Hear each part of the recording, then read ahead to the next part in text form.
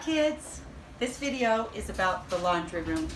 So I want you to scan from this side. We're going to slowly scan the laundry room.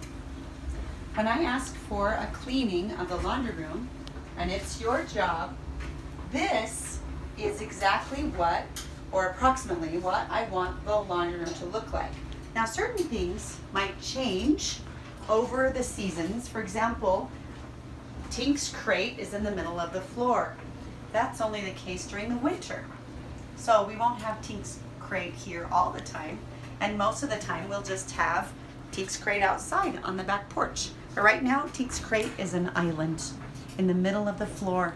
It's not shoved over against any walls or anything like that.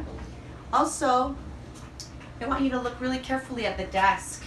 I want you to notice that there's really no clutter on the desk, and the windowsills, there's no clutter. There's no clutter on the countertops. And yes, the cabinetry, I'll stand here, and I want you to notice that there are no dirty rags in this sink. It's not perfectly clean because I just washed out a dirty rag right after I cleaned it, but it should be cleaned out. You notice that behind these open cabinets, it's kind of messy. I haven't gotten to the straightening of that yet, but ideally these would be straightened up and looking kind of neat and nifty. And the way that I did this was by taking everything off, cleaning, and only putting back what should belong there, and the things that don't belong there, finding new homes for those things. If you have questions about where the things go, let me know. This is a clean laundry room.